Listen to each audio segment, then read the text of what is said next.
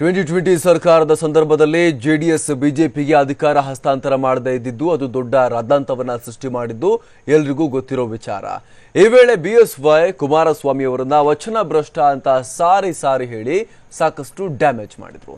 ಇದೀಗ ಅದೇ ಬಿಎಸ್ವೈ ವಿರುದ್ಧ ಸೇಡನ್ನ ತೀರಿಸಿಕೊಳ್ಳೋಕೆ ಬರೋಬ್ಬರಿ 10 ವರ್ಷಗಳ ಬಳಿಕ ಜೆಡಿಎಸ್ ಮಾಸ್ಟರ್ ಪ್ಲಾನ್ ಮಾಡಿದೆ. 10 ವರ್ಷಗಳ ನಂತರ ಬಿಎಸ್ವೈ ವಿರುದ್ಧ ಸೇಡು ತೀರಿಸಿಕೊಳ್ಳಲು ಸಜ್ಜು. ಬಿಎಸ್ವೈ ಈಶ್ವರಪ್ಪ ನಡುವಿನ ಕಿತ್ತಾಟವೇ ಜೆಡಿಎಸ್ಗೆ ಬಂಡವಾಳ.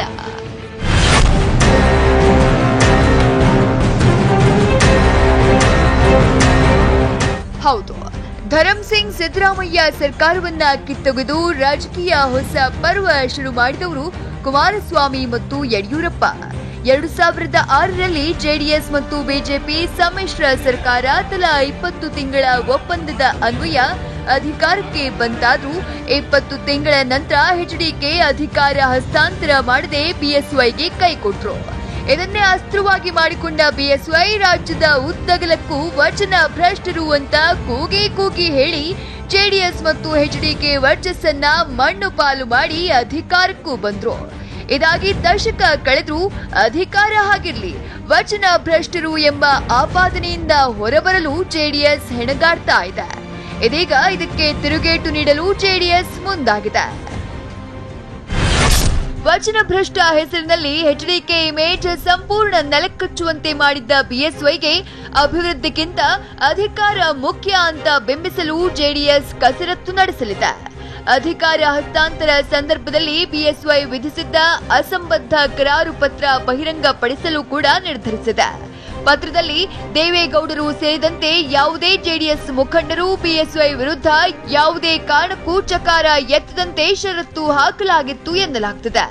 ಅಲ್ಲದೆ 2013ರ ಚುನಾವಣೆಯಲ್ಲಿ ಕೇವಲ ಪ್ರತಿಷ್ಠೆ ತೋರಿಸಲು ಬಿಜೆಪಿ ತೊರೆದು ಕೆಜೆಪಿ ಕಟ್ಟಿದ ಸಂದರ್ಭದಲ್ಲಿ ಬಿಜೆಪಿ ಮತ್ತು ಬಿಜೆಪಿ ಮುಖಂಡರನ್ನ ಅವಾಚ್ಯ ಶಬ್ದಗಳಿಂದ ನಿಂದಿಸಿದ್ರ ಸಿಡಿ ಬಿಡುಗಡೆ ಮಾಡೋಕೆ ಜೆಡಿಎಸ್ ಪ್ಲಾನ್ ಮಾಡಿದೆ.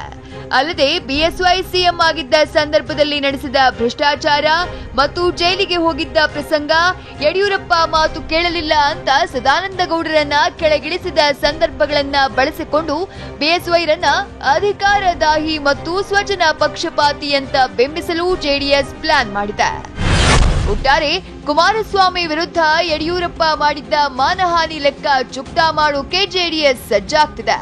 ರಾಜ್ಯ ಬಿಜೆಪಿ ಆಂತರಿಕ ಕಚ್ಚಾಟವನ್ನೇ ಜೆಡಿಎಸ್ ಬಂಡವಾಳ ಮಾಡಿಕೊಂಡು ಬಿಎಸ್ವೈ ವರ್ಚಸ್ಸು ಕುಂದಿಸಲು ಮಾಸ್ಟರ್ ಪ್ಲಾನ್ ಮಾಡ್ತಿದೆ.